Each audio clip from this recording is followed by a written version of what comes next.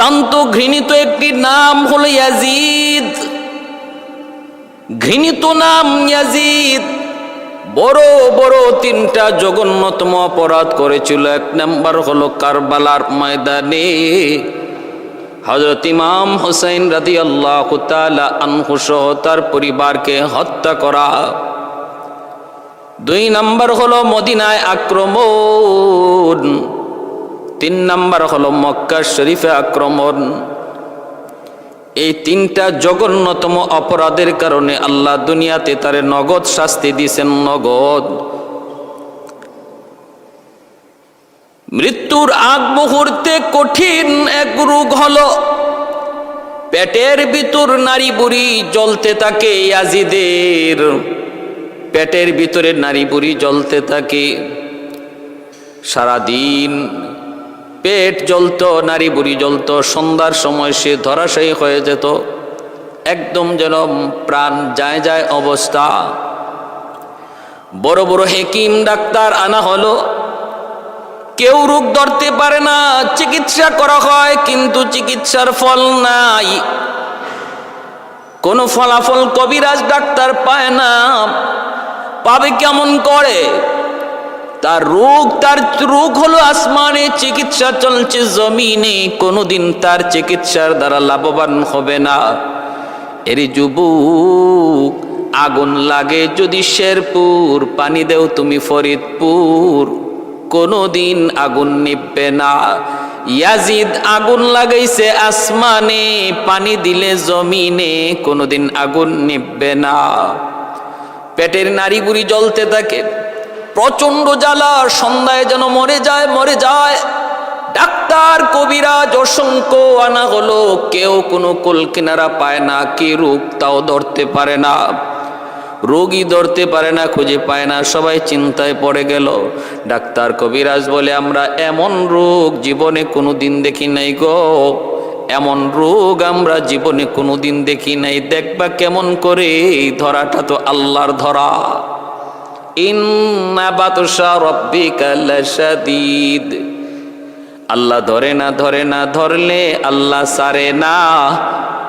আল্লাহ ছাড় দেয়, কখনো ছেড়ে দেয় না। ছাড় দেয় আল্লাহ, কিন্তু ছেড়ে দেয় না। উদাসীন হওয়ার কোনো সুযোগ নাই। ভাইরা বন্ধুরা, ইয়াজিদের যখন প্রচন্ড পিপাসা লাগতো, হাই হুতাশ করতে থাকতো, জিহ্বা যেন বেরিয়ে আসতো, কয় আমাকে তাড়াতাড়ি করে পানি দাও, পানি দাও। পিপাসায় আমার কলিজা ফেটে যাচ্ছে। যখনই তার মুখে একটু পানি দেওয়া হইতো, তখনই যন্ত্রণা আরো বেড়ে যেত। এই পানিটা তার পেটে যাওয়া মাত্রই নারী বুড়িতে আরো প্রচন্ড জ্বলা শুরু হইতো। প্রচন্ড পানির তৃষ্ণা, কিন্তু পানি পান করতে পারত না।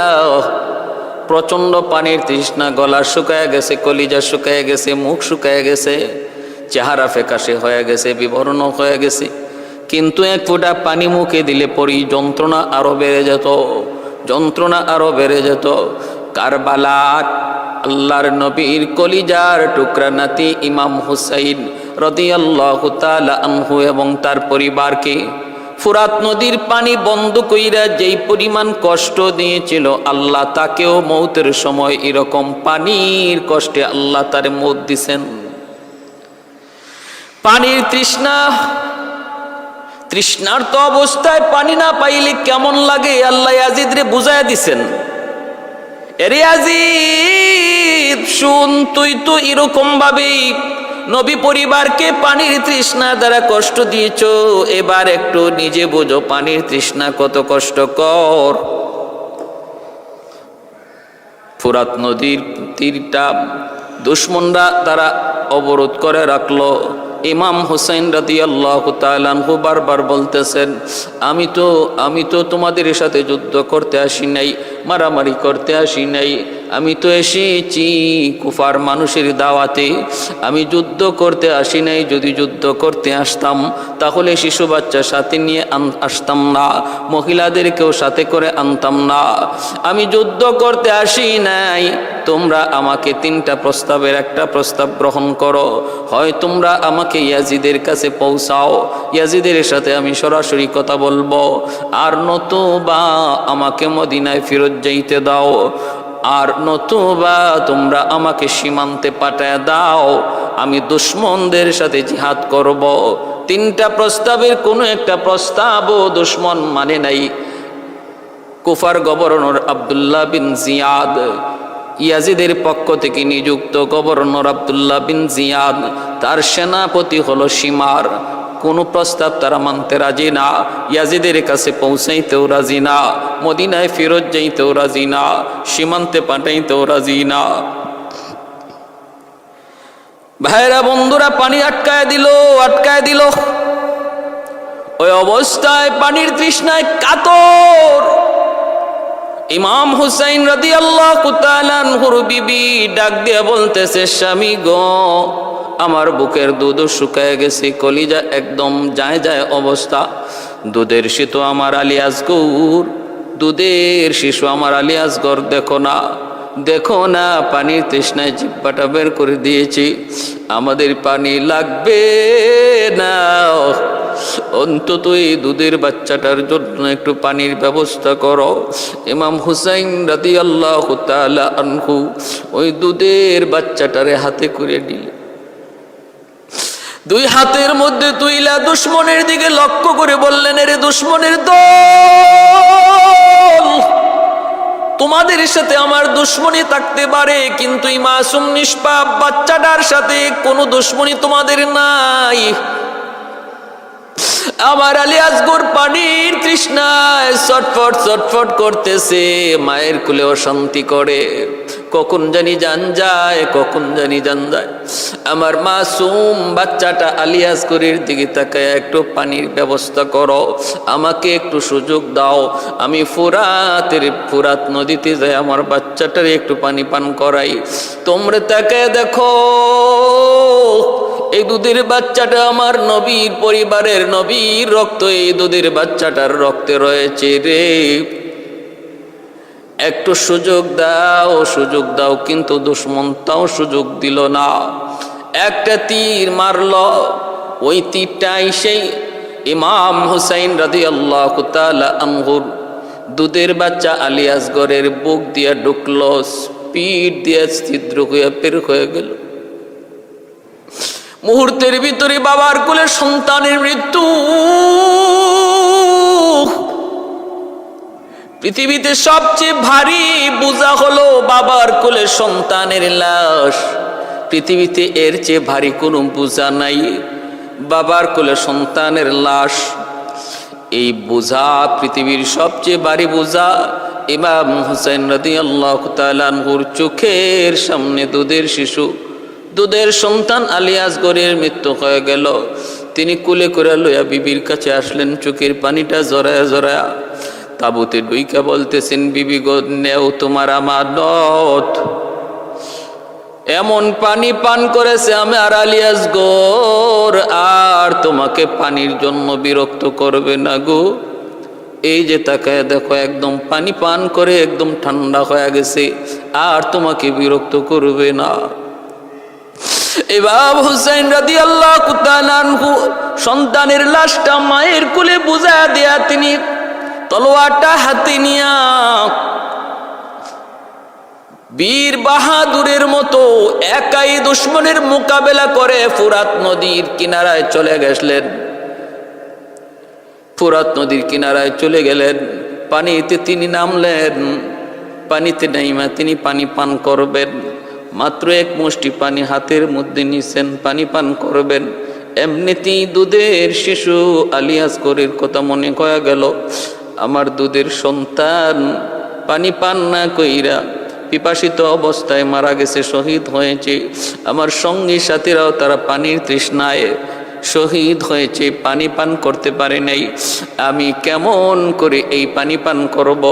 যেই পানি না পায় আমার শহীদগুলি, আমার সঙ্গী সাথীগুলি শহীদ হলো, আমার মাসুম বাচ্চাটা শহীদ হলো, এই পানি আমি কেমন করে পান করব? সাথে সাথে পানিটা আবার ফালাইয়া দিলেন। ওই মুহূর্তে দুশমন বৃষ্টির মতো তীর মারতে লাগলো, প্রতিটা তীর ওনার গায়ে আইসা লাগলো। ভাইরা বন্ধুরা, আল্লাহর নবীর কলিজার টুকরা নাতি ইমাম হুসাইন রাদিয়াল্লাহু তাআলা আনহু কারবালার প্রান্তরে তিনি শহীদ হয়ে গেলেন, শহীদ হয়ে গেলেন। এরপরে দুশমনগুলি ওনার সাথে অনেক অনেক অবিচার করলো। দুশমনগুলি লাশের সাথেও বেয়াদবি করলো, দেহটার সাথেও বেয়াদবি করলো। সীমার ওনার দেহের উপর দিয়ে গোড়া চালায় দিল, গোড়ার পায়ে ওনার দেহটা তেতলে গেল, গলার মধ্যে ছুরি লাগাইল। আব্দুল্লাহ বিন জিয়াদের সামনে এই মাথাটা হাজির করলো। ইমাম হুসাইন রাদিয়াল্লাহু তাআলা আনহুর মাথা মুবারক আব্দুল্লাহ বিন জিয়াদ কুফার গভর্নরের সামনে হাজির করলো।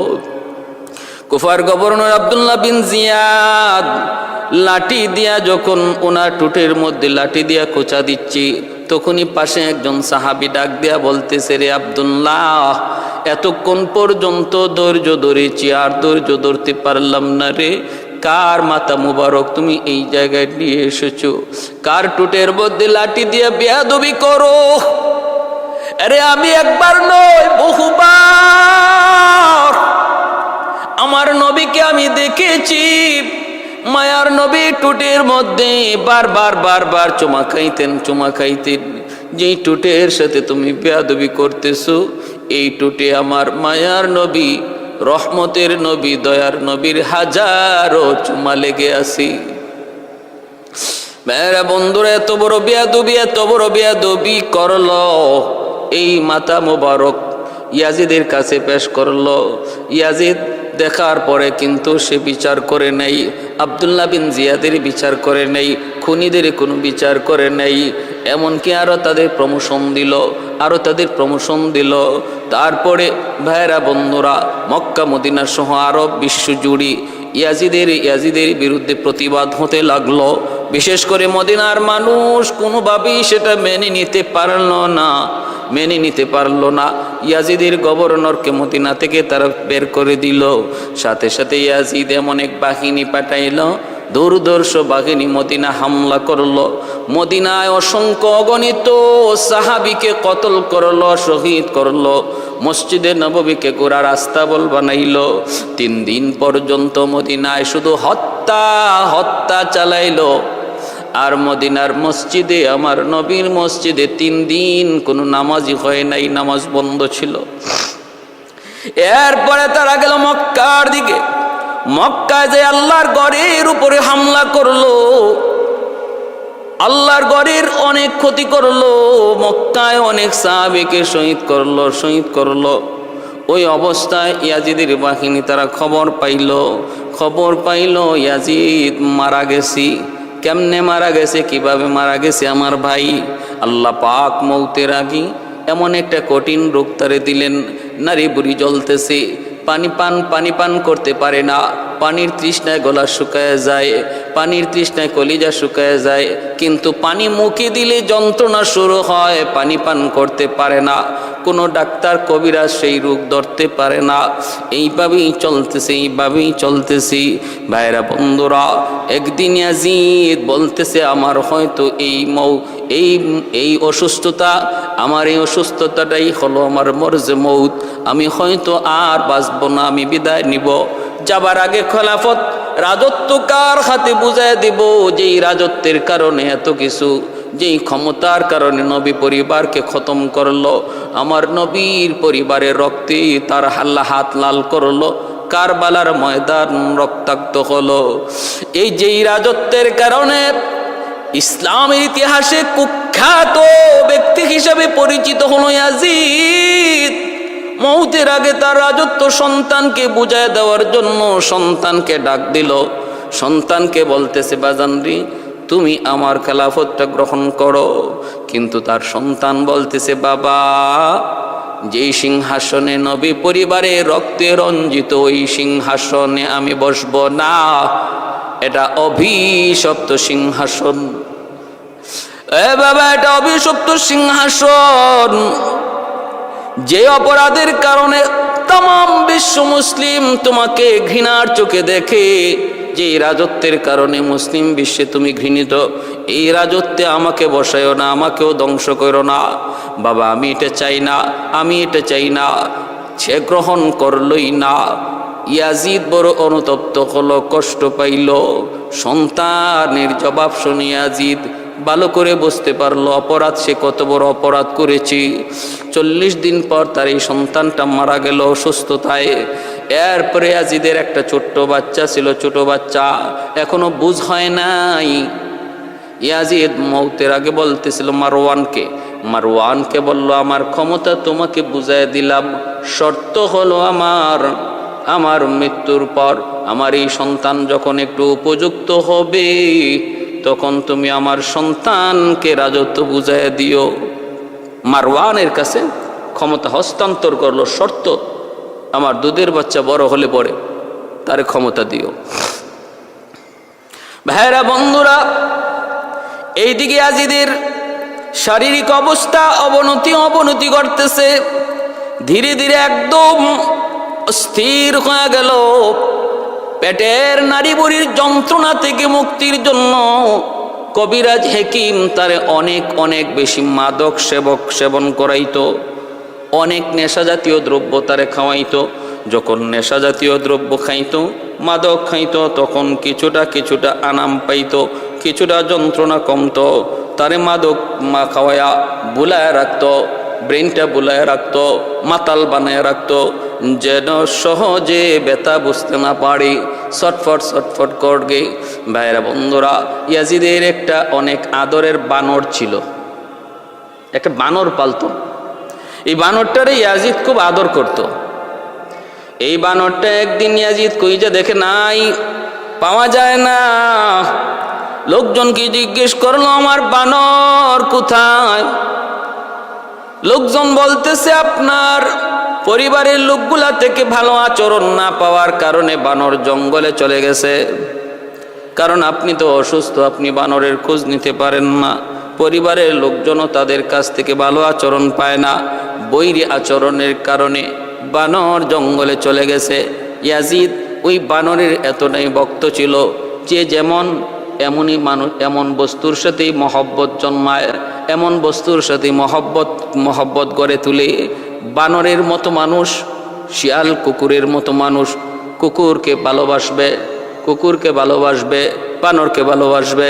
ভাইয়েরা বন্ধুরা, ইয়াজিদ গোড়ার পিঠে সওয়ার হইয়া কয়, আমার বানরকে আমার লাগবে। এই বইলা গোড়ার পিঠে সওয়ার হইয়া সে জঙ্গলের দিকে রওনা দিল।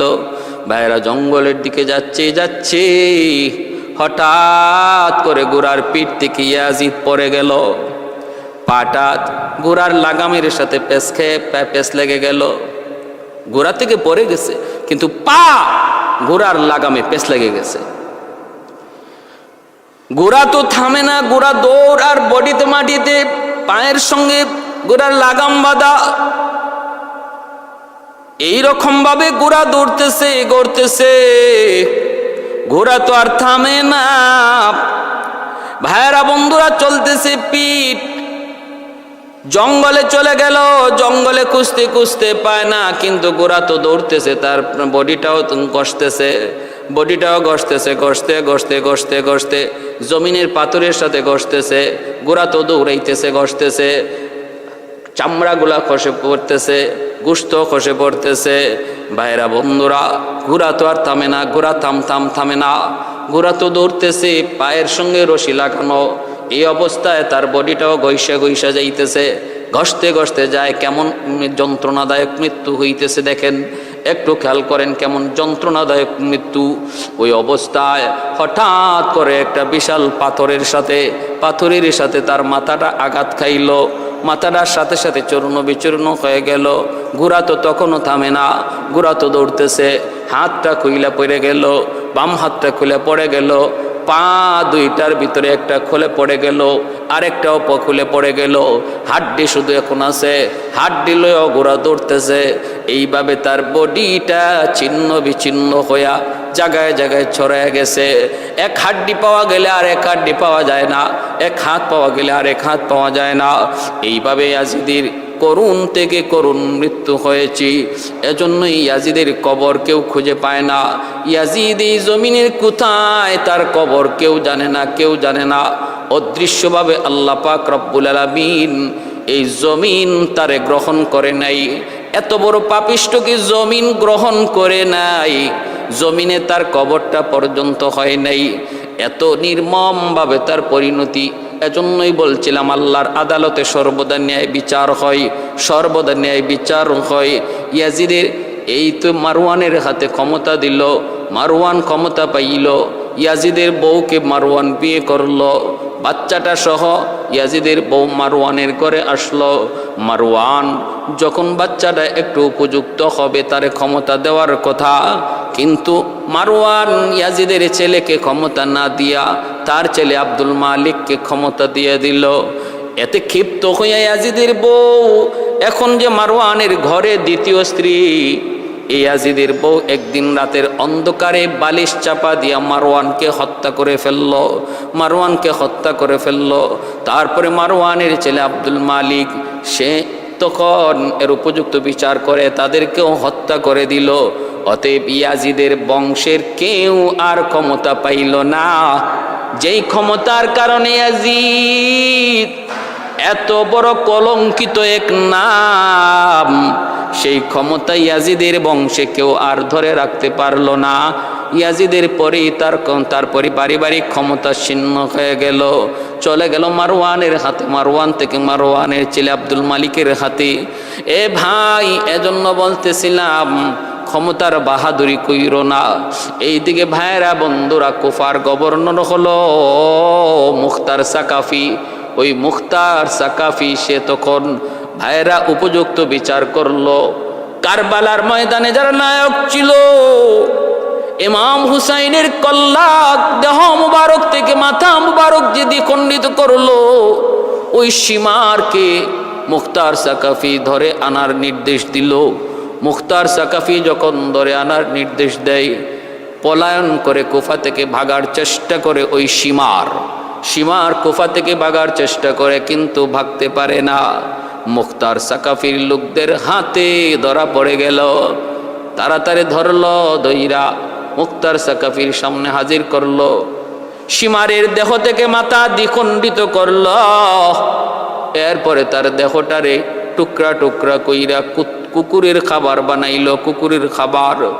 যেই সীমার আমার নবীর কলিজার টুকরা নাতি ইমাম হুসাইন রাদিয়াল্লাহু তাআলা আনহুর দেহ দ্বিখণ্ডিত, মাথাটা দ্বিখণ্ডিত করেছিল, ওই সীমারের মাথা দ্বিখণ্ডিত কইরা তার দেহটারে কুকুর দিয়া খাওয়াইল। এটা হলো দুনিয়ার নগদ শাস্তি, নগদ শাস্তি, নগদ শাস্তি। ওবায়দুল্লাহ বিন জিয়াদরেও মুখতার সাকাফি গ্রেপ্তার করলো এবং তার দেহটাকেও, দেহ থেকেও মাথাকে দ্বিখণ্ডিত করলো। ওই মাথা নিয়ে মুখতার সাকাফি কুফার মানুষকে বলেছিল, রে কুফার মানুষ, একটু খেয়াল করে দেখো, এই দুশ্মন আমার নবীর কলিজার টুকরা নাতি ইমাম হুসাইনের মাথা মোবারক এই কুফার রাজ দরবারে এনেছিল আর তার দেহের সাথে বেয়াদবি করেছিল। আজকে কুফার মানুষ দেখো, এই বেয়াদবের মাথা আজকে কুফার রাজ দরবারে আনা হয়েছে। ভাইরা বন্ধুরা, জন্য বলতেছিলাম ভালো করে জেনে নাও, মান আদালি ওয়ালিয়ান ফাকাদ আযানতুহু বিল হারব। আল্লাহ পাক রব্বুল আলামিন বলেন, বুখারী শরীফে হাদিসে কুদসি আল্লাহ বলেন, যারা আমার ওলির সাথে কোনো বেয়াদবি করবা, আমি আল্লাহ তার সাথে সরাসরি যুদ্ধ ঘোষণা করি, সরাসরি যুদ্ধ ঘোষণা করি। এইভাবে আল্লাহর ওলিদের সাথে কখনো আমরা মোকাবেলায় যাব না, কারণ এই মোকাবেলা সরাসরি আল্লাহর সাথে হয়ে যায়। ভাইরা বন্ধুরা, এই ছিল ইয়াজিদের শেষ পরিণতির কাহিনী। শেষ পরিণতির কাহিনী কি অবস্থা, কি নির্মমভাবে তার শেষ পরিণতি ঘটল। সীমারের মাথাটাও দ্বিখণ্ডিত করা হলো। আর ইয়াজিদ এক অজানা অচেনা এক রোগে আক্রান্ত হইয়া যন্ত্রণার মৃত্যুবরণ করলো, দেহটা পর্যন্ত জমিন গ্রহণ করে নাই। কোথায় আজিদের কবর? আল্লাহর আদালতে বিচার সর্বদা ন্যায় বিচার হয়, আল্লাহ সর্বদা ন্যায় বিচার করেন। আখিরাতের শাস্তি তো রয়েই গেছে। এক ইহুদি যুবক ছাগল রাখালি করে জঙ্গলে, ওই অবস্থায় জঙ্গল থেকে একটা বাঘ বের হয়ে তার একটা ছাগল খেয়ে ফেললো। ইহুদির যুবক বলতেছে, কি ব্যাপার, এ বাঘ তুমি আমার রিজিকে হাত দিলা কেন? সাথে সাথে আল্লাহ পাক বাঘের জবান আল্লাহ খুলে দিলেন, বাঘের জবান আল্লাহ খুলে দিলেন। বলুন তো, আল্লাহ চাইলে বাঘের জবান আল্লাহ খুলে দিতে পারে কি পারে না? অবশ্যই পারেন, কারণ জবান দিছেন কে? আল্লাহ। যে আল্লাহ জবান দিছেন, যে আল্লাহ মানুষকে জবান দিয়েছেন, এই আল্লাহ চাইলে জানোয়ারকেও দিতে পারেন। যে আল্লাহ জবান দিয়েছেন, ওই আল্লাহ চাইলে মানুষের জবান আল্লাহ কেড়েও নিতে পারেন। আর রহমান আল্লামাল কুরআন খলাকাল ইনসানা আল্লামাহুল বায়ান।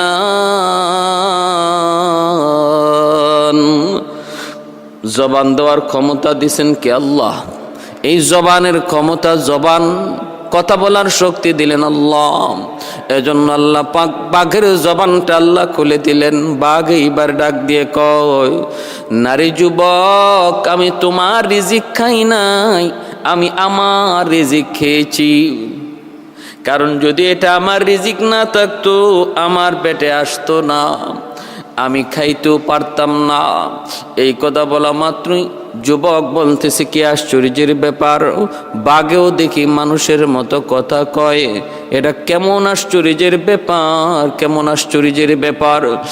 বলা মাত্র বাঘ আবার ডাক দিয়ে কয়, যুবক, বাঘে কথা বলা আশ্চর্যের বিষয় নয়। আশ্চর্যের বিষয় হলো মদিনার নবী, রহমতের নবী, দয়ার নবী, তিনি মসজিদের নববীতে সাহাবায়ে কেরামদেরকে নিয়ে দ্বীনের তালিম দেন। দয়ার নবী, মায়ার নবী, মানুষকে মানুষ বানান। মার গর্ভ থেকে দুনিয়ায় আসলে পরেই মানুষ হওয়া যায় না, মানুষ হতে হয়। সন্তান জন্ম দিলেই মানুষ বানানো যায় না, তারে মানুষ বানাইতে হয়। আর মানুষ বানানোর, মানুষ হওয়ার তরিকা হলো বিশ্ব নবীর আদর্শ, আমার নবীর আদর্শ। আমার নবীর আদর্শই একমাত্র মানুষকে মানুষ বানাইতে পারি, নতুবা নামে মানুষ হয়, কাজে কর্মে জানোয়ার হায়ওয়ানে পরিণত হয়ে যায়।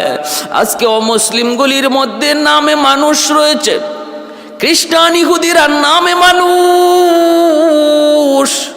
কিন্তু প্রকারে ওরা হায়ওয়ানের চেয়েও খারাপ।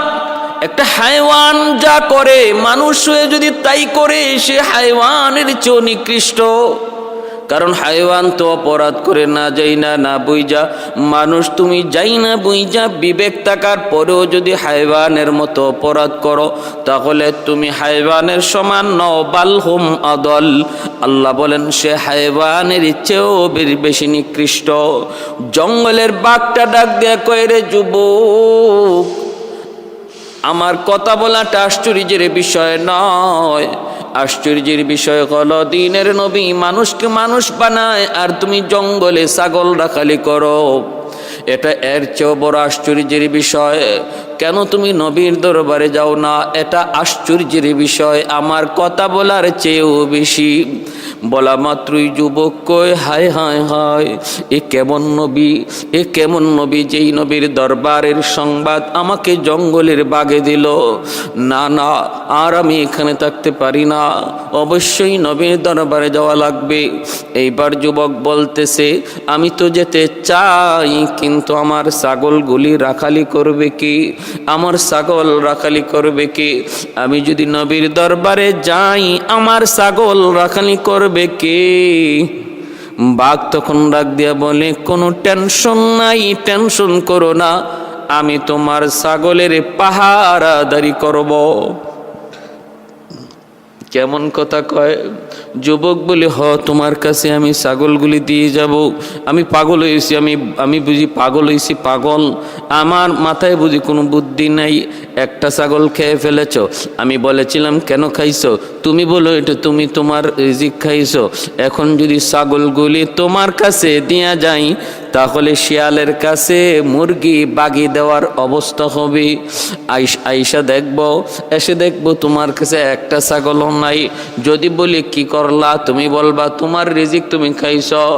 বাঘ বলতেছে, রে যুবক, মুখ সামলায় কথা বলো। তোমরা মানুষ,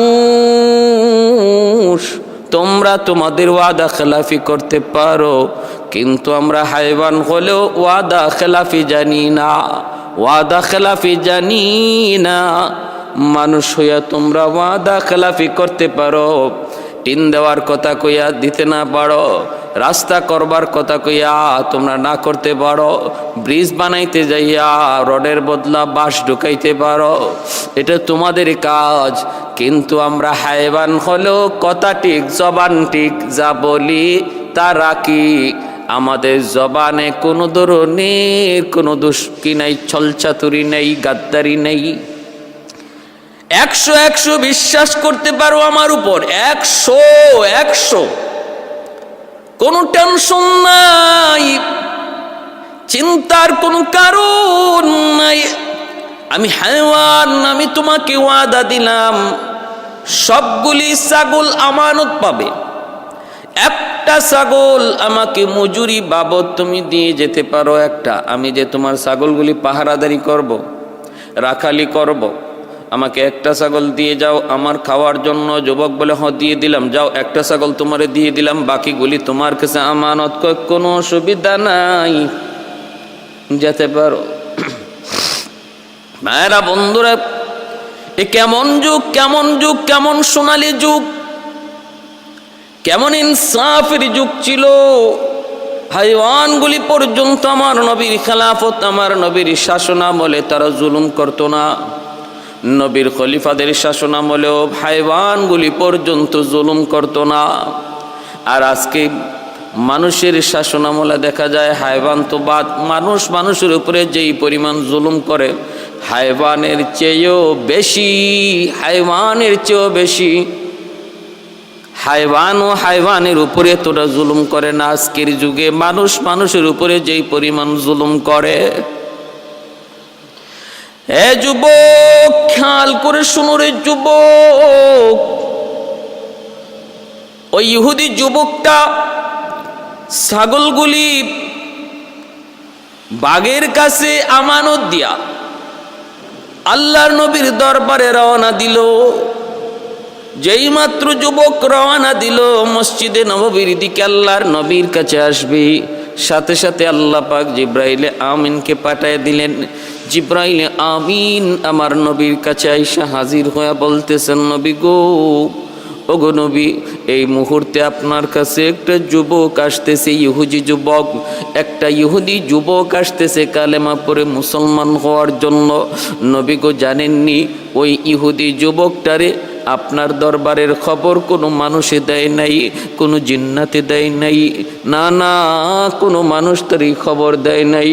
নবী গো, আপনার দরবারের খবর দিয়েছে তার জঙ্গলের একটি বাঘ, জঙ্গলের বাঘের কাছ থেকে আপনার দরবারের সংবাদ পেয়ে আসতেছে।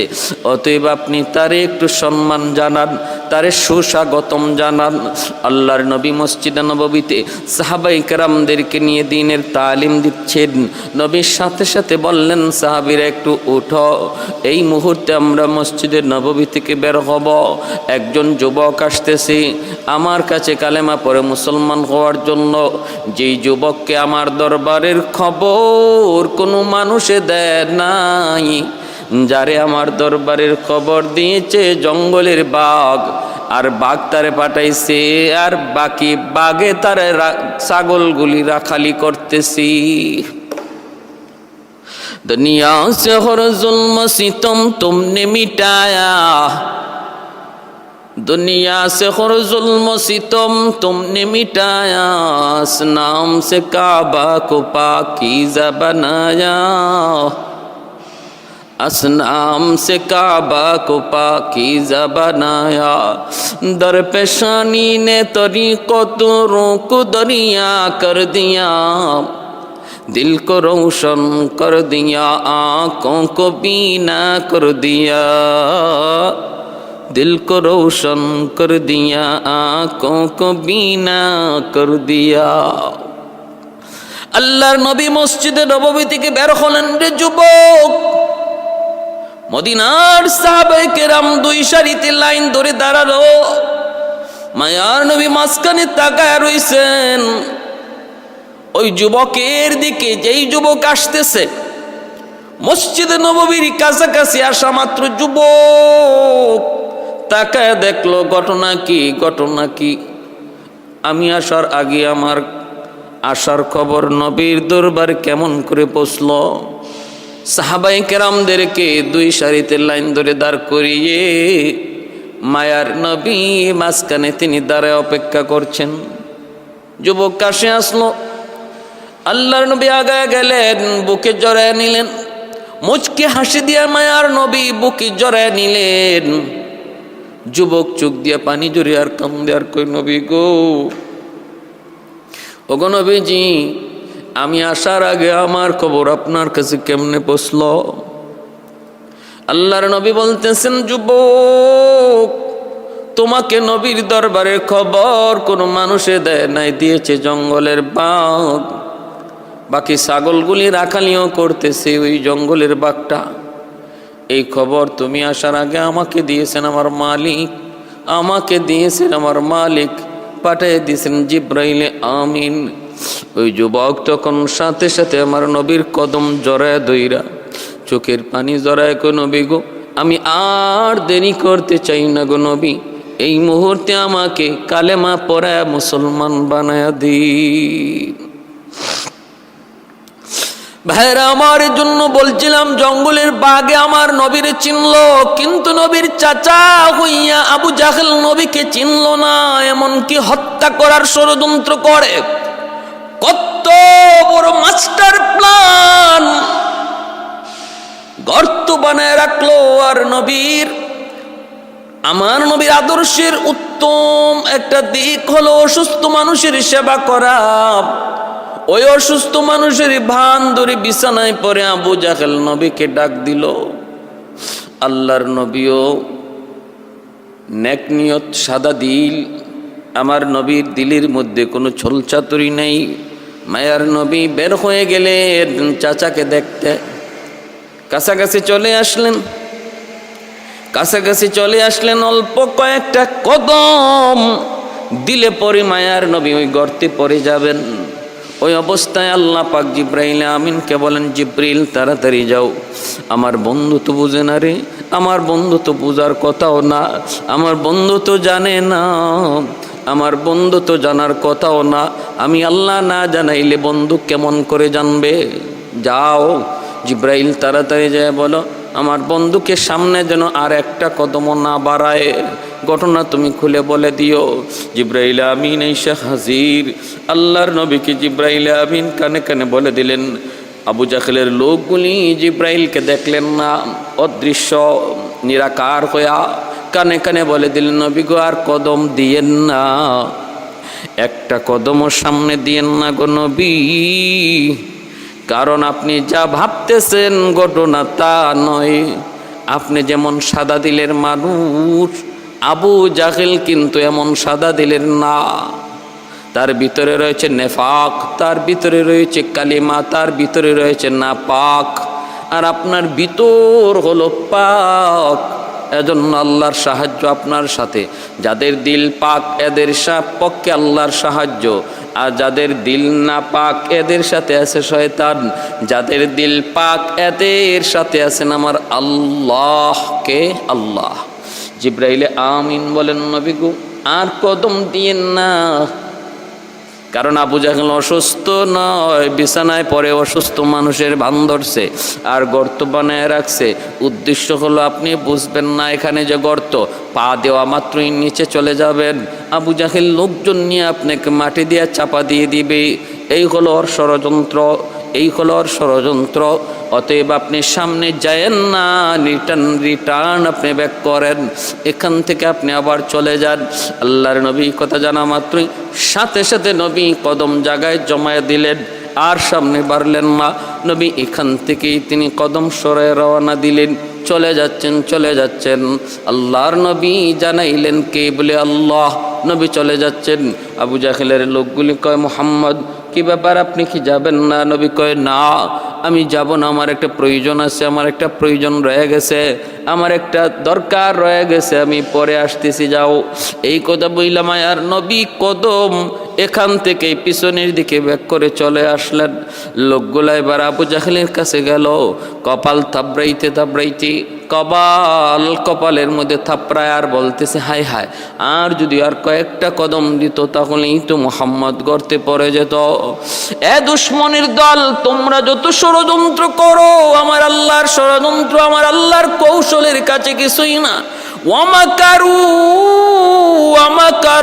ওয়ামাকারাল্লাহ ওয়াল্লাহু খায়রুল মাকিরিন।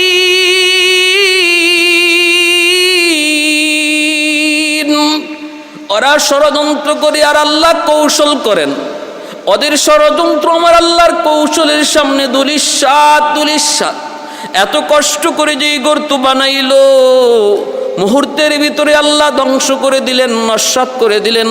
আল্লাহ জিব্রাইলকে পাঠায় নবীকে এখান থেকে পাঠায় দিছেন। কয় আগেই তো জিব্রাইলকে পাঠায় আল্লাহ পাক রব্বুল আলামিন, তিনি তো আগেই ঘর থেকে বের করাইতে নিষেধ করতে পারতেন, কিন্তু না, বের করাইয়া কাছাকাছি আনাইয়া ওদের আফসোস বাড়াইয়া, হাই রে হায়, আর যদি 2 কদম দিত তাহলেই তো গেল। ওদের মনের ভিতরে আফসোস আকাঙ্ক্ষা বাড়াইয়া, যন্ত্রণা বাড়াইয়া আল্লাহ পাক ওদের সমস্ত ষড়যন্ত্র নস্যাৎ করলেন। নবী রিটার্ন চলে গেলেন। এইদিকে আবু জাহেলের লোকগুলি আবু জাহেলের দরবারে দৌড়ে হাজির হয়ে বলতেছি, জাহাপনা নেতাজি, আর ঘুমায় থাকার লাগবে না, এবার বিছানা থেকে উঠে যাও। কয় কেন, কি হয়েছে? কয় তোমার ভাতিজা আসে নাই। কস কি তোরা? বলে হ, আসছিল ভালোই, কিন্তু গর্তের কাছাকাছি আসার পর কে যেন তারে কি বলল, আমরা তো কিছুই দেখলাম না, কিন্তু গর্তের কাছাকাছি আসা মাত্রই আর 2-4 কদম দিলেই হয়তো গর্তে পড়ত। ওই মুহূর্তে দাঁড়িয়ে গেল, আবার পিছন দিকে রওনা দিল। আমরা বললাম যাবা না? কয় না, যাব না। আবু জাহেল কয়, কস কি তোরা? লাফ দিয়ে বিছানা দিকে উঠছে। কই রে আমার ভাতিজা, কই রে আমার ভাতিজা? এই বইলা আবু জাহেল দৌড় দেয়। নিজের খবর নাই, গর্ত যে বানায় রাখছে। আল্লাহ তার মাথা দেখে ওই সময় গর্তের কথা ভুলাই দিছেন। আল্লাহর সাথে ষড়যন্ত্র করো, আল্লাহর মোকাবেলা করো। আল্লাহ কেমন ধরাটা ধরে, আল্লাহ যখন ধরে দিশাও পায় না, কেমনে আল্লাহ কখন কি ভুলায় দেয় তাও জানে না। মূসা নবী ফেরাউনের দরবারে, ফেরাউন কয় তোমার আল্লাহরে কও, তোমার আল্লাহ যা পারে আমিও তা পারি। মূসা নবী কয় আল্লাহ, আমার আল্লাহ একজন হায়াত দেয়, মৌত দেয়। ফেরাউন কয় আমিও হায়াত দিই, মৌত দিই। বলে কেমনে? জেল থেকে 2জন মানুষ আইনে একজনকে মারলো আর একজনকে জিন্দা ছেড়ে দিল। কয় দেখো, একজনরে হায়াত দিছে আর একজনরে মৌত দিছি। মূসা নবী কয় ওরে হারামি করছে কি? হারামি। এইবার ফেরাউন কি মূসা নবী বলতেছে, ঠিক আছে আমার আল্লাহ সূর্য পূর্ব দিকে উঠায়, পশ্চিম দিকে অস্ত নেয়, তুমি পারলে সূর্যকে পূর্ব থেকে নয় পশ্চিম থেকে উঠাও, পূর্ব দিকে অস্ত নেওয়াও। ফেরাউনি কথা শোনা মাত্রই ফাবুহিতাল্লাযী কাফার, নির্বাক হয়ে গেল, জবাব বন্ধ। আল্লাহ তার মাথা থেকে ওই সময় কথা বলে দিচ্ছেন। কোন কথা? সে যদি বলতো যে না সূর্য তো পূর্ব দিক থেকে আমি উঠাই, পশ্চিম দিকে অস্ত নেওয়াই, সূর্য পূর্ব দিক থেকে আমি উঠাই, আল্লাহকে বলো সূর্যকে পশ্চিম দিক থেকে উঠাই, তো এই কথাটা বলতে পারতো, বইলা সে একটু প্যাঁচ লাগাই দিতে পারতো, কিন্তু মাথা থেকে বুদ্ধি সরাই নিছে কে? আল্লাহ। এজন্য আল্লাহ কখন কার মাথা থেকে বুদ্ধির বাহাদুরি করে কোনো লাভ নাই। আমার বুদ্ধি খুব বেশি, আমার ব্রেন খুব বেশি, আমি খুব চৌকান্ন, আমার কোনো ক্ষতি কেউ করতে পারবে না, আমার কোনো ক্ষতি হতেও পারে না, আমার কোনো লস হইতে পারে না, এমন বাহাদুরি করা ঠিক না। তুমি যত বড় জ্ঞানী হও, যত বড় চৌকান্ন হও, আল্লাহ যখন চাইব তোমার ধরত, আল্লাহ যখন লিখে রাখবো তোমার তকদিরে কোনো ক্ষতি, তখন দেখবা তোমার বুদ্ধি বিবেক ওই জায়গায় কোনো কাজ করে না। পরে তুমি আফসোস করবা, হায় আমি এত বুদ্ধিমান হওয়া সত্যি এই কথাটা বুঝলাম না কেন, এই ইশারাটা বুঝলাম না কেন। এজন্য বাহাদুরি করে লাভ নাই রে আল্লাহর গোলাম, কোনো কিছুর বাহাদুরি করে কোনো লাভ নাই, বাহাদুরি করা যায় না, কারণ সব কিছু দেওয়া আমার আল্লাহর। ওই বুদ্ধি বিবেক বিবেচনা যুক্তি তর্ক সব কিছু আল্লাহ পাক তোমার ব্রেইনে দিয়েছেন। যখন তিনি চাইবেন এটারে কাজে লাগাইবেন, যখন তিনি চাইবেন তোমার এই শক্তিটারে আল্লাহ অকেজু করে দিবেন, অকেজু। ভাইরা বন্ধুরের জন্য বলতেছিলাম, একটু খেয়াল করে শুনুন, মনোযোগ দিয়ে শুনুন। আবু জাহেল কয়, কই রে আমার ভাতিজা, কই গেলা? কই লাভ দিয়া আবু জাহেল বিছানা থেকে উঠছে, দৌড় দিছে। দৌড় দিয়া নিজেরই খবর নাই, নিজের মাথায় তখন এই চিন্তাটা নাই, আমি তো দরজার সামনে গর্ত বানিয়ে রাখছি। দৌড়টা দিয়াই নিজের গর্তে ধপাস দিয়া পড়ল, নিজের গর্তেই নিজে পড়ল। এইবার আবু জাহেল নিজের গর্তে নিজে পইরা কয়, হায় হায় আমি এটা কি করলাম, আমি এটা কি করলাম, আমি এটা কি করলাম, আমি গর্ত বানাইলাম অথচ আমি খবর রাখলাম না। এ আবুল আমারে উঠা, লোকজন ধরে উঠাইতে গেছে গর্তের ভিতর থেকে। ওই মুহূর্তে আল্লাহ পাক রব্বুল আলামিন গর্তকে বলতেছেন, রে গর্ত, তোর ভিতরে কে আইছে তুই জানোস নি? বলে কি কয় আবু জাহেল, এ আমার নবীর দুশ্মন, আমি আল্লাহর দুশ্মন, সাবধান, ওরে আরো নিচে নিয়ে যা, আরো নিচে নিয়ে যা। গর্ত আরো নিচে যাইতে লাগলো, আরো নিচে যাইতে লাগলো। আবু জাহেলও নিচে যায়, আবু জাহেলও নিচে যায়। বাইরা বন্ধুরা, ওই অবস্থা আল্লাহর নবী, রহমতের নবী, মায়ার নবী, দয়ার নবী, তিনি তো তার বাড়িতে ফিরে আসলেন। কিন্তু গর্ত আবু জাহেল রে ভালো করে চিনছে সে যে আল্লাহ রসুলের দুশ্মন। গর্ত যদ্দুর আবু জাহেল বানাইছিল আরো ডাবল গর্ত হয়ে গেল। লোকজন হাত বাড়ায়, লাগাল পায় না। আবু জাহেল কয়, রশি ফালায়, রশি ফালায়, রশি তো লাগাল পায় না, মই ফালায়, মইও লাগাল পায় না। আবু জাহেল তখন কয়, কি রে, আমি তো এত বড় গর্ত বানাই নাই, এত গভীর আমার গর্ত নয়, তাহলে এত গভীরে কেমনে পুষলাম? ওরা উপর থেকে কয়, নেতা, আমাদের কাছে সব, আমাদের কাছে যত আসবাব আছিল তোমাকে তোলার সব শেষ, এখন আমরা বুঝি না কেমনে তোমারে তুলব। আবু জাহেল নিচ থেকে কয়, আমি বুঝে ফেলেছি গন্ডগোল কোন জায়গায়। সমস্যা হলো আমার আসমানে চিকিৎসা চলছে, জমিনে আগুন লাগছে শেরপুর, পানি দেওয়া হয় ফরিদপুর। এই আগুন জীবনে কোনোদিন নিভবে না। আগুন যদি নিভাইতে হয় শেরপুরের আগুনে পানি দাও, চিকিৎসা যদি করতে হয় আসমানে চিকিৎসা করাও। আমার গন্ডগোল কোথায় আমি বুঝে ফেলেছি। আমার বাতিজা মুহাম্মদের কাছে তোমরা তাড়াতাড়ি করে যাও রে। আমার বাতিজা মুহাম্মদ না আসা পর্যন্ত আমাকে কেউ গর্ত থেকে তুলতে পারবে না। লোকগুলা নবীর কাছে চলে আসলো, সেই ডাক দিয়া বলতেছে, মুহাম্মদ, মুহাম্মদ, তোমার চাচা আবু জাহেল গর্তে পড়ে গেছে, এখন তারে তুলতে পারি না, কোনোভাবেই তুলতে পারি না। আমাদেরকে পাঠাইছে তোমার সহযোগিতার জন্য, তুমি তোমার চাচাকে তোলার জন্য একটু সহযোগিতা করবানি। আমার নবী, রহমতের নবী, দয়ার নবী, তিনি তখনও রাজি হয়ে গেলেন। অথচ নবী ভালো করে জানেন এই গর্তটা বানাইছিল আমার নবীকে খতম করার জন্য। আজকে ওই গর্তে নিজেই পড়ল। এই কথা জানার পরেও মায়ার নবী বলেন, চলো, আমাকে নিয়ে চলো, আমি আমার চাচাকে উদ্ধার করতে সাহায্য করব। সুবহানাল্লাহ। শাফি'য়ে রুজে জাযা ও খতিবে আম্বিয়া, शाफ़िअ रोज़ जज़ा व ख़तीब अंबिया साहिब हौज़ लिवाज़िल खुदा रोज़ अतीद